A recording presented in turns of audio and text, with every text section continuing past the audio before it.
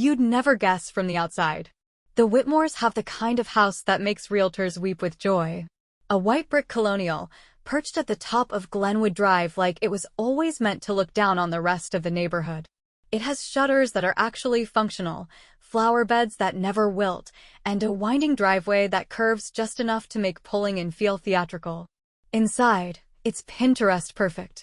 Vaulted ceilings, polished oak floors, and light fixtures that cost more than my entire college education. They host those kinds of dinner parties where the salad has its own fork and everyone pretends the wine wasn't chosen for its price tag. I can still hear the lilting laughter, the click of my mother's heels, the way my father nodded slowly as if he were absorbing genius every time my younger sister, Clara, spoke. Clara, blonde, radiant, the sun in their solar system. She was born 2 years after my sister Lila, but somehow always walked a step ahead. Everything she did was headline-worthy. Straight A's? Of course. Cheer captain? Naturally. When she turned 16, my parents gifted her a champagne-colored convertible with a bow big enough to wrap a yacht. The rest of the neighborhood kids, including me, stood in the driveway like it was some scene from a coming-of-age movie, except no one ever wrote that kind of script for Lila. See, Lila didn't sparkle. She didn't giggle or bat her lashes or pretend she didn't know the answer in class. She was sharp, quiet, and painfully aware. Even when we were kids, she could see the gears turning behind people's smiles, and I think that scared the hell out of our parents. Not that they'd admit it. To the outside world, we were the Whitmores. Successful, close-knit, practically American royalty. I can still picture the Christmas cards, coordinated outfits, perfect lighting, the 4 of them posing like some kind of catalog family. I say them because I was long gone by then, out of the house before any of this reached its boiling point. But I remember the small things. The way Lila would stay in her room during family movie nights. The way she'd be the one doing dishes while Clara got dessert praise. My mother used to say Lila was independent, the kind of word parents use when they mean invisible.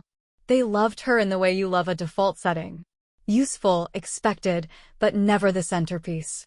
Clara got piano lessons, Lila got chores. Clara's mistakes were adorable, Lila's were disappointments.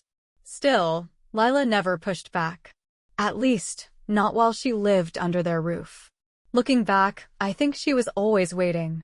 Waiting for them to hand her a reason. And when they finally did, on a warm July morning a week after her 18th birthday, she didn't just take the blow. She built a warpath out of it. But I'm getting ahead of myself. For now, it's important you see the stage. The beautiful, immaculate stage they all played on. Where every corner was curated, every smile was rehearsed, and every shadow was politely ignored. Until Lila learned how to cast her own. Sunday mornings in the Whitmore house had a routine so rigid it might as well have been notarized. Pancakes were on the griddle by 8 a.m., the newspaper ironed, yes, ironed, and the coffee poured into matching ceramic mugs bearing our family crest. Not that we had a crest, but Dad had one custom designed after some Ancestry.com rabbit hole convinced him we had noble blood. He was always partial to fantasy. Clara would float into the kitchen around 8:15, hair perfectly tousled, not a smudge of mascara out of place. She always got the first pancake, the one without the imperfections. The rest of us got what was left, and Lila usually waited until everyone else had eaten before she made a plate. If you asked our mother why, she'd say Lila preferred it that way. She didn't. She just stopped asking for things. The favoritism wasn't loud. It didn't need to be. It was baked into the everyday. When Clara left her clothes in the laundry room, Mom said she was so busy with cheer. When Lila forgot to rinse a plate, it was lazy and disrespectful. Clara could sleep in on Saturdays, she needed the rest after all. But when Lila did it, Dad would knock on her door with military cadence and say, "No one gets anywhere by wasting the day." Even their rooms told different stories. Clara's walls were a collage of encouragement, trophies, fairy lights, vision boards, designer throw pillows. Lila's room was pale, undecorated, like she wasn't sure if she was allowed to take up space. One summer, Clara wanted to go to an art program in Florence. My parents made it happen, fast-tracked the passport, paid the tuition, even arranged for a private guide to take her around the city. That same summer, Lila applied for a local internship at a graphic design studio. She got in, but needed help with transportation. They told her to take the bus. It became a running joke in the family. Clara with her big dreams and Lila with her hobbies. The words hung in the air like perfume, pleasant to everyone but the one choking on it. Still, Lila didn't lash out. She didn't fight for scraps. She just observed. Watched Clara become the family's shining star, the axis around which everything turned. I'd catch her sometimes from the corner of the room, looking not at Clara, but at our parents, the way they lit up around her. That was the real sting. Not Clara's light, but the way it made everyone else dim around her. The Whitmore family was a machine. Smooth, polished, efficient. But every machine has its overlooked parts, the gears you don't notice until they grind. And Lila was grinding. She never raised her voice, never caused a scene. But I remember once, she was 16, I walked past her room and caught a glimpse of her sketch pad. It was a design for a logo. Clean, sharp, professional-looking. Beneath it, in tiny handwriting, she'd written, "Make something that doesn't need anyone's approval." That was Lila. Quiet defiance. The kind that doesn't explode, it simmers. And if you know anything about pressure cookers, you know they don't stay silent forever. The last summer we were all under the same roof, I remember the house being almost unnaturally quiet. Not because there wasn't noise, there was always something humming in the background. The whir of the ceiling fans, the clinking of glass from the kitchen, Clara's endless FaceTime calls spilling laughter down the hallway. But the silence I'm talking about wasn't soundless, it was the kind that fills up the space between people. That heavy, invisible weight pressing down on anything real that tried to claw its way up through the glossy surface of our family life. That summer, Lila had just turned 18. High school behind her, future wide open, at least, that's how her parents framed it. They threw Clara a backyard party when she hit that milestone, complete with string lights, a DJ, and hand-lettered signs that read, "Off to brighter things." For Lila, it was dinner at a local diner, and I only got the invite because I happened to be in town. No decorations, no photos. Just a shared plate of fries and an awkward "Happy birthday, kiddo" from our dad before he went back to checking stock prices on his phone. Lila sat across from me in that red vinyl booth, her expression unreadable as always. She picked at the edge of her napkin, listening as our mom rattled off Clara's latest achievements like they were communal victories. A new boyfriend from a respectable family, another internship lined up for fall. Lila nodded along, but I could see the tension in her jaw. That subtle tightness that only someone who knows her well could recognize. She wasn't angry, not yet. But she was cataloging, tucking each slight into some quiet ledger in her mind. What I didn't know then, what none of us saw, or maybe didn't want to see, was that Lila had already started building something. Not a business or a relationship. Something deeper. Something colder. A kind of inner fortification. While Clara was outperforming her golden child routine, Lila was sketching in her notebooks, researching, testing ideas, saving every dollar from her part-time gig at the bookstore. Our parents called it being directionless. But it wasn't. It was strategy. At home, things ran exactly as they always had. Clara could do no wrong. She threw a party while our parents were away and blamed it on a miscommunication. Mom laughed and called it classic Clara. When Lila missed a chore because she'd been working late, she got a full-blown lecture about responsibility and contributing to the household. Clara came and went as she pleased. Lila had to text every time she left the house. And when she forgot once, just once, our father threatened to shut off her phone entirely. Yet through it all, Lila didn't protest. She didn't whine or rebel or try to curry favor. She just kept her head down, her mouth shut, and her eyes wide open.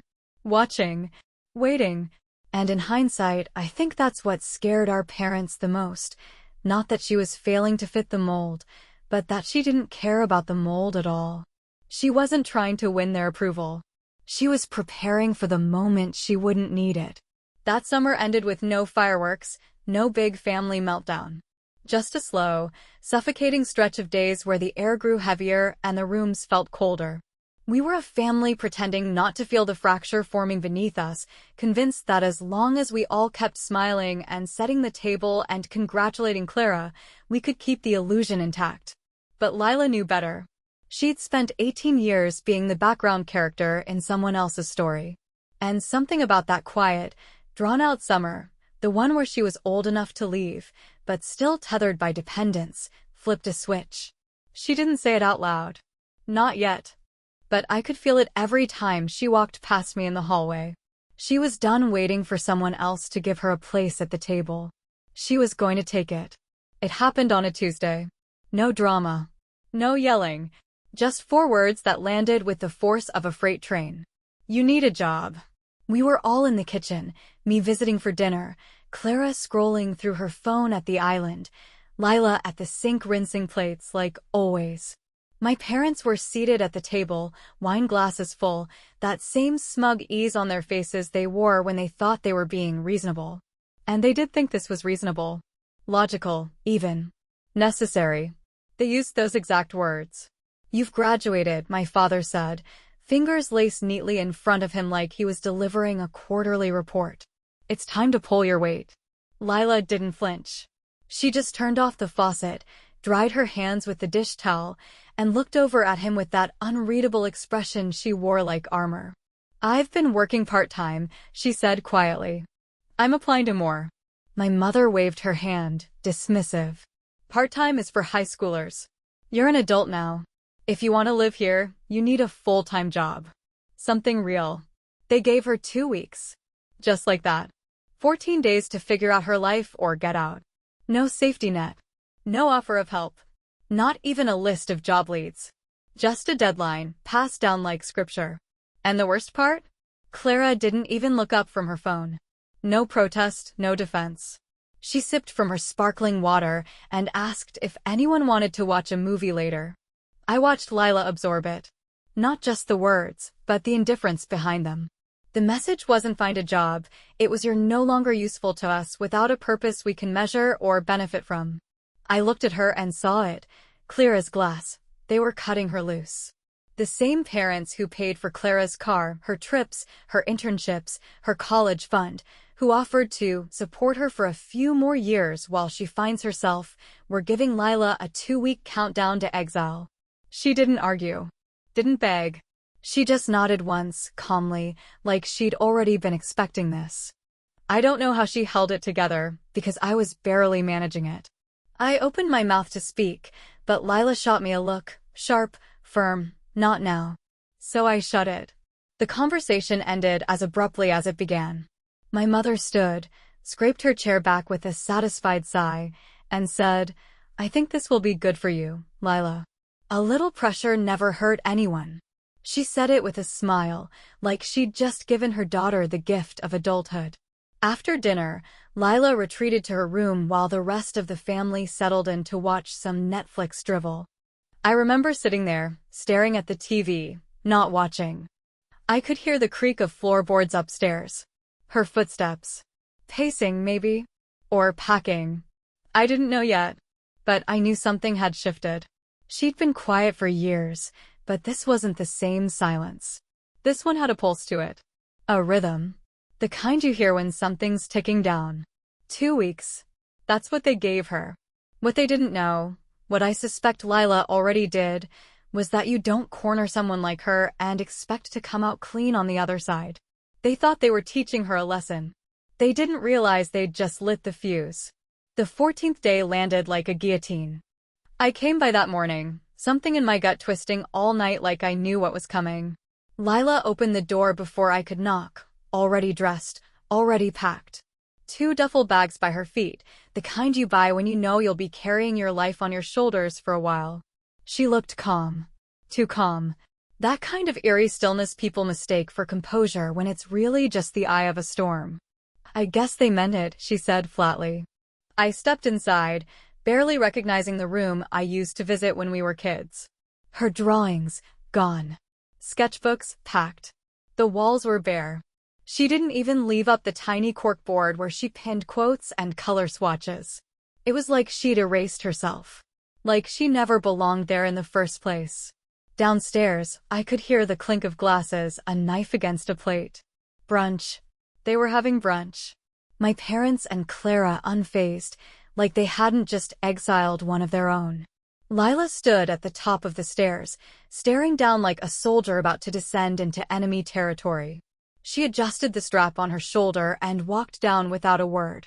Our mom looked up mid-sip, eyes widening slightly, but her expression never changed. "You packed?" she asked, like Lila was going off to college instead of being kicked to the curb. Lila nodded. "My dad didn't even look up from the business section." "Let us know where you land," he said. "We can forward your mail." He said it with the same tone he used to give instructions to the landscaper. Clara had the gall to smirk. "Don't be dramatic, Lila. You knew this was coming." And just like that, the door was open. Not one offer of help. Not one "are you sure you're okay?" No goodbye hug. No cash slipped into her palm with a guilty whisper of "this isn't fair." They just let her walk out the front door like she was a tenant whose lease had expired. I followed her out, heart hammering. She didn't say anything until we hit the sidewalk.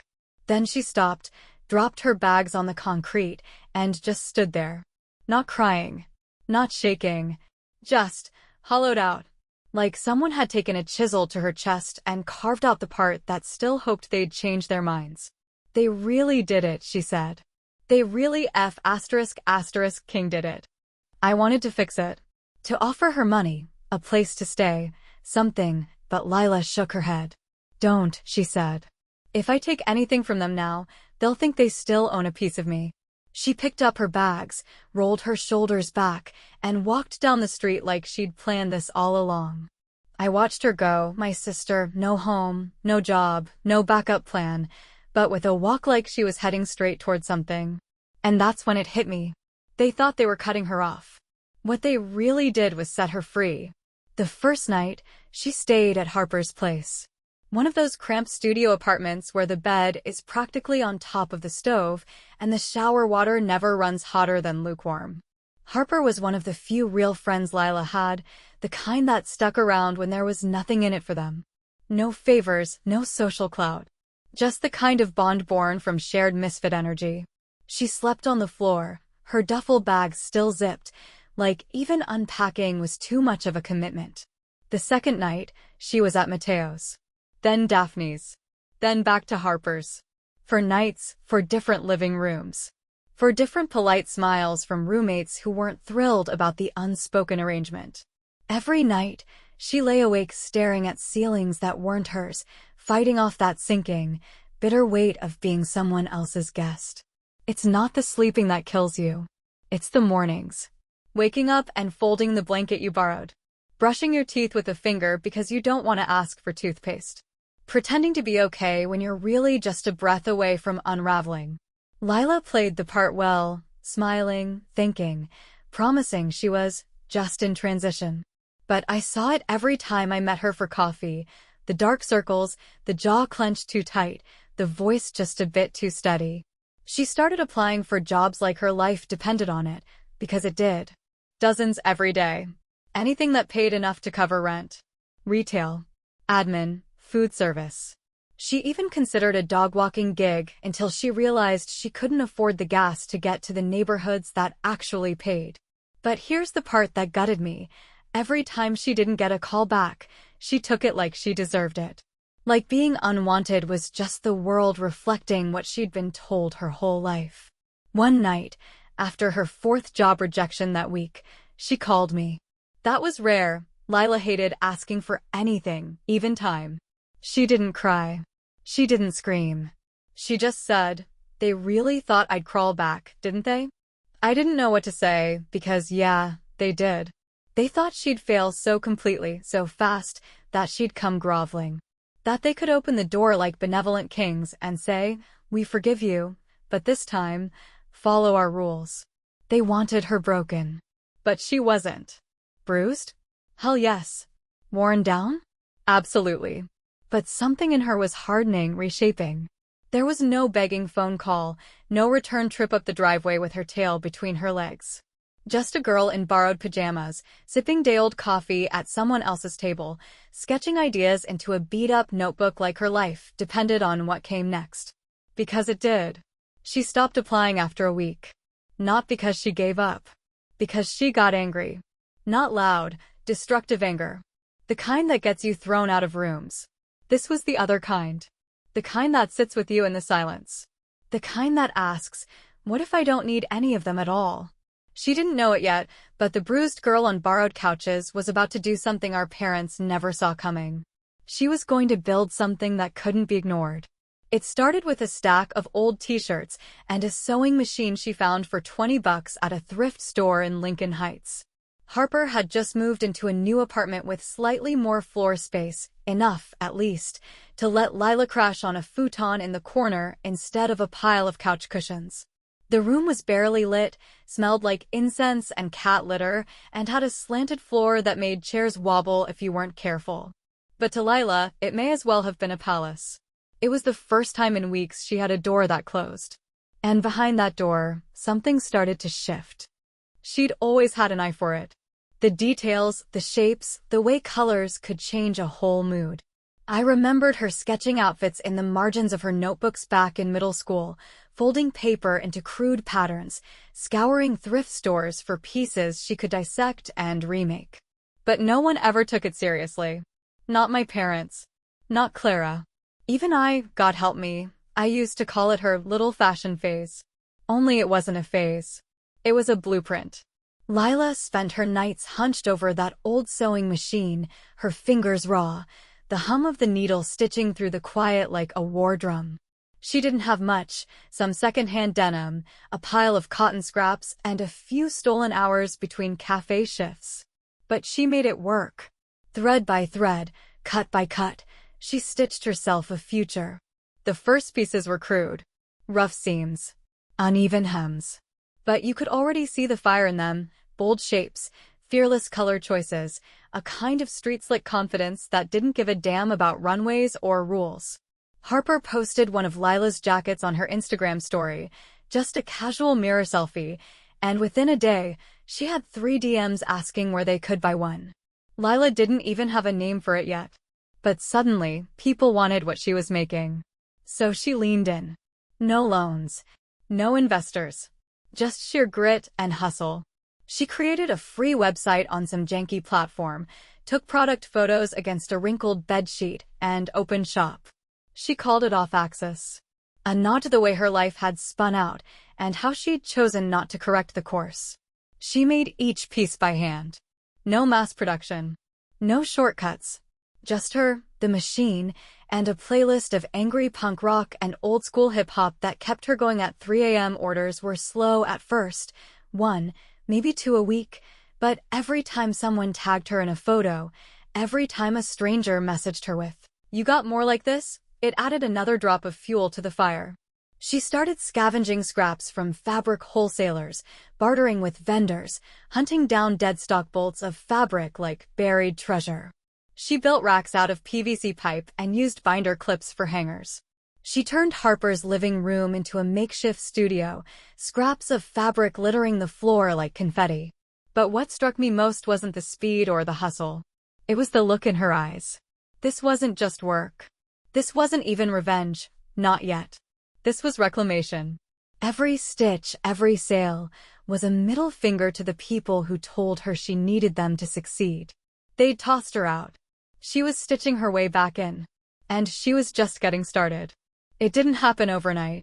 No fairy godmother, no viral explosion, no feature in Vogue. Just slow, grinding momentum, the kind that doesn't look like success at first, just survival that refuses to quit. But something shifted in the 4th month. One of Lila's custom jackets ended up on the back of a local DJ during an outdoor music festival. Someone snapped a photo, tagged it, and the post started to spread, not viral, not yet, but sticky. That image got passed around like a secret. Cool. Clean. Defiant. A woman with a cigarette in one hand, head tilted, wind catching the edge of her cropped, hand-dyed coat. In the caption, Only off-axis hits like this. Lila woke up the next morning to 142 new followers and 12 orders. She didn't speak for a full minute.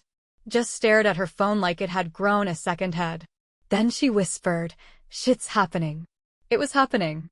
Within a month, she had to stop taking custom requests. She couldn't keep up. People didn't just want her pieces, they wanted her aesthetic. Streetwear that wasn't about brand logos or hollow hype, but attitude. Scarcity. Identity. She leaned into it hard. Limited drops. One-of-a-kind builds. A style that said, "You can't copy this, because you're not me." She found a studio space with peeling walls and no AC, signed a 6-month lease with the last of her savings, and moved the operation out of Harper's apartment. She kept the original sewing machine, beat up and humming like an old truck, and paired it with 2 refurbished industrial ones she found through a guy named Zig who worked out of a garage in Echo Park. Zig wore cargo pants and smelled like gasoline, but he delivered both machines and taught her how to clean them in under an hour. From there, it snowballed. A fashion blogger caught wind, then a niche streetwear mag, then a capsule drop that sold out in under 10 minutes. Word of mouth became wildfire. She started getting DMs from stylists, sponsorship offers, podcast invites. She ignored most of them. Lila didn't want the spotlight, she wanted the sales. The money. The control. By month 10, she had an intern and 2 part-time seamstresses. A bookkeeper. A lawyer. She filed for an LLC and trademarked the off-axis name herself.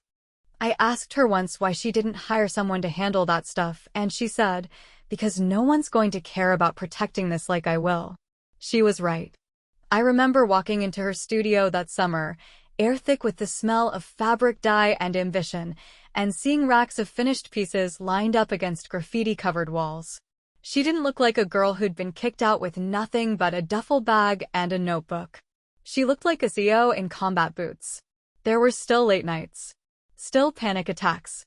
Still weeks where she had to choose between advertising and eating right. But it didn't matter. She was in it. And for the first time, they noticed. Our parents. Clara. They didn't say anything at first, of course. Just little hints. A like on one of her posts. A comment from our mother's friend at church. "I saw Lila's jackets in that little shop downtown. How fun." My dad called me one night and asked if I'd seen Lila's little project. I told him it wasn't little, that it was real. He didn't like that. But by then, it didn't matter. Lila wasn't building to impress them. She was building to replace them. Their validation wasn't currency anymore. She'd minted her own. She wasn't a whisper in the background of Clara's spotlight. She was the light now. And trust me, they were about to notice just how blinding it could be.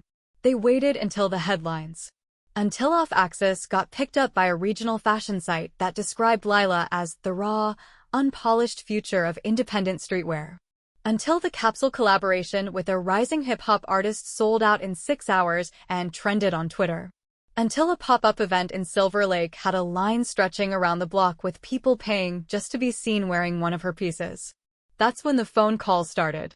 First, it was my mother, her number popping up on Lila's screen like a ghost from an old life. No text. No apology. Just a missed call. Then another.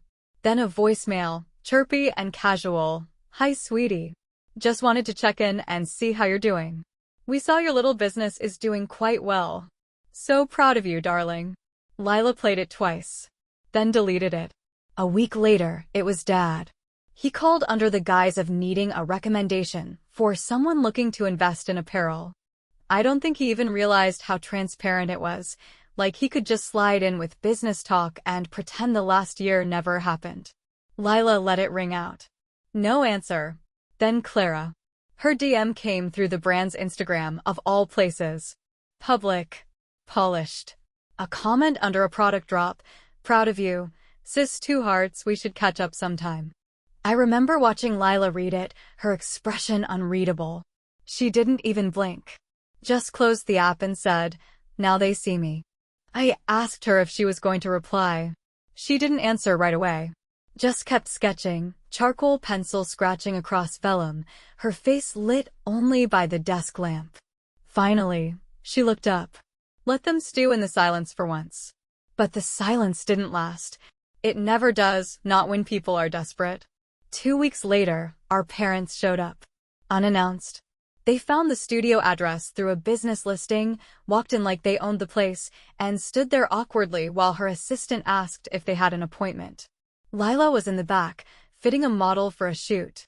I watched it all unfold from the corner. The moment she stepped into the room and saw them, our mother in pearls, our father in a blazer like he was meeting a potential client. They both smiled. Lila, Mom said, breathless. Look at this place. It's so industrial. And artistic. We had no idea how far you'd come. We just wanted to say how proud we are. Lila didn't smile. Didn't cry. She didn't rage or hug them or ask why it took this long. She just stood there, arms crossed, and said, "Now that I'm useful again, you remember I exist?" Dad blinked, caught off guard. That's not fair. No, what's not fair, she cut in, voice low and steady, was being thrown out of your house like garbage because I didn't find a job in 2 weeks. What's not fair was watching you support Clara through every half-baked hobby and failed internship while I ate leftover rice and sewed jackets on a floor with no heat. That's what's not fair. Mom tried to reach for her, tears forming fast. Sweetheart, we were just trying to teach you to stand on your own. You taught me something, all right. Lila's voice was steel. You taught me that love from you has conditions. That the second I stopped being convenient, you stopped being family. They looked stunned. Wounded. Like they expected a warm hug and a redemption arc. Instead, Lila looked past them. I'm not your safety net, she said. I'm not your plan B now that the golden girl flopped. Clara had been spiraling for months, apparently. The influencer gigs dried up. The boyfriend bailed. Debt was racking up fast. The Range Rover had been repossessed. My parents weren't just reconnecting with Lila, they were betting on her. Hoping she'd throw them a life raft now that they were sinking. But Lila didn't. She stood there in her studio, surrounded by racks of her own making, in boots she bought with her own money, under lights she installed with her own hands, and she said the thing they never imagined she would. I don't owe you anything. Dad opened his mouth, but Lila cut him off with one final truth. I needed a family. You gave me a deadline. They left not long after that, the illusion cracked, the game exposed. No hugs. No promises. Just a quiet door swing and the echo of a chapter finally closing.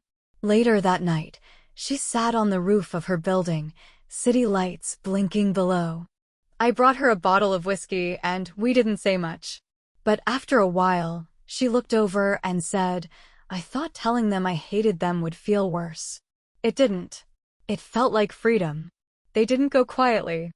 I should have known. People like our parents don't just accept defeat, they try to repackage it. Reframe it.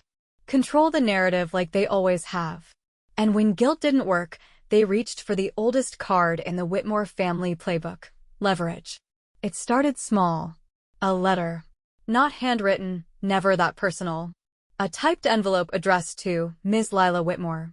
Inside, polite legalese. Polished wording. But the message was clear. They wanted help. Financial help. Dad's business had gone under. Something about a failed expansion, supply chain issues, and unsustainable investments.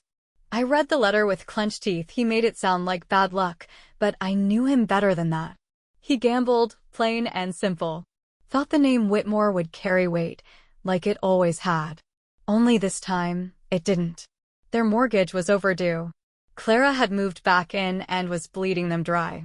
The inheritance they used to dangle like bait had evaporated in a series of desperate attempts to get back on top. And now they wanted their cast-off daughter, the one they shoved into the street with 2 duffels and a deadline, to rescue them. Lila read the letter in silence. I watched her eyes scan the paragraphs, her expression unreadable as ever, but I could see it, how it hit her. Not because she still cared. But because even now, even after all of it, they still thought she was a tool they could use. She didn't reply. A week later came the second letter. This one, less polite. It danced around the word obligation. They reminded her of the roof they provided for 18 years, the meals, the upbringing. My mother even included a line that said, "We taught you how to survive. You wouldn't have anything without us." Lila laughed when she read that. A short, bitter laugh that ended with her ripping the page in half and tossing it in the trash. But the final blow came not with a letter, but with a visit. They showed up at her building again, this time not dressed for pleasantries, but postured for confrontation. Our father had that same smug righteousness he used to wear when disciplining us as kids. Our mother looked pale, but resolute. Clara trailed behind, oversized sunglasses hiding her eyes, a designer tote slung over her arm like a shield. "Lila," Dad started, voice firm, "we need to have a real conversation about family responsibility." Lila didn't even let them in. She met them in the lobby, crossed her arms, waited. "Your mother and I have sacrificed." "No," Lila interrupted, voice low. "You gambled and lost. Don't put that on me. You're successful now," Mom cut in. "You could help. You should help. Family takes care of family." It was Clara who finally spoke, and I'll never forget what she said. "You think you're better than us now," she sneered. "But you wouldn't have gotten anywhere without the way we raised you. You're just a girl who sews clothes. Don't forget where you came from." Lila tilted her head, calm as ever. "I don't forget," she said. "I remember everything, including the night you all watched me walk out with nothing." Then she pulled out her phone and said, "Leave, or I call building security." They left. But not before Dad hissed, "When you fall, and you will fall, don't expect us to be there." I watched her close the glass door behind them like she was sealing off a part of herself forever. Then she turned, walked back inside, and said nothing for the rest of the day. But that night, she posted a thread on the Off-Axis account. No names, no details, just a story. About a girl who was thrown out, who built something from scraps, who learned that sometimes you have to set fire to the bridge that burned you, so no one ever tries to drag you back across it. The thread went viral. The orders doubled. She turned her pain into platform, her silence into story, her past into a warning shot. And the world? It listened. The morning after the post went viral, Lila walked into her studio like nothing had changed. But it had. Orders flooded the inbox. Emails from editors, brand collabs, even a quiet inquiry from a streaming service interested in her story. Interns scrambled to keep up. Her assistant nearly dropped a box of samples when the first influencer with 1 million-plus followers posted a video unboxing one of her limited-run bomber jackets. But Lila? She moved through the chaos like it was routine. Like she'd been preparing for it. Because she had. Success hadn't changed her. It revealed her. I remember watching her that week, standing at the center of the studio, hands on her hips, hair twisted into a loose braid, a pencil behind her ear and fabric swatches trailing down her forearm like battle medals. There was a presence about her. Something solid. Unshakable. The girl who once slept on couches with nothing but a notebook and a grudge was now a woman who had not just built a brand, but a standard. One that no one, especially not our family, would ever rise above again. That weekend, I drove her past the old neighborhood. It was her idea. We didn't stop. Just cruised through slowly, windows down, the hum of her engine, her new engine, cutting through the quiet of a place that once tried to shrink her into silence. The Whitmore house looked smaller than I remembered. The hedges untrimmed. Paint chipping near the windowsills. There was a for sale sign on the lawn. I glanced at her, but she didn't even blink. Instead, she reached into the glove compartment, pulled out a thick envelope and handed it to me. Legal documents. Financial records. A full breakdown of the restitution our parents still owed from a brief legal clash they didn't think she'd follow through with until she did. She hadn't sued for more than what she could prove they stole. She hadn't needed to. She just wanted the receipts. And she got every last one of them. "You ever think about going back?" I asked her, not even sure why. She didn't laugh. Didn't sneer. Just shook her head slowly. "They made sure I didn't have a home," she said. "So I made one no one can take away." The silence settled over us again, But it was different now. Heavier, but not with grief, with closure. Lila had carved out something permanent from what was meant to be temporary suffering. She didn't take revenge with fire and fury. She took it with precision, with presence, with proof. She didn't just survive the exile, they forced her evolution. I asked her once, months later, if she'd ever forgive them. She looked up from her desk, her hands covered in chalk and dye, pieces of a new fall collection scattered around her. She considered the question like it was fabric she hadn't yet decided how to cut. I don't think about forgiveness, she said. I think about distance. About who gets to be near the life I built. That stuck with me. Because that was her power, not vengeance, but boundaries. The kind no one can manipulate. The kind that says, you don't get to hurt me again. You don't even get to stand close enough to try. Now, when people mention the Whitmores, they don't talk about our dad's old firm or Clara's Instagram fame that fizzled out like soda left in the sun. They talk about Lila. The girl they kicked out. The girl who didn't just rise, she rewrote the hierarchy.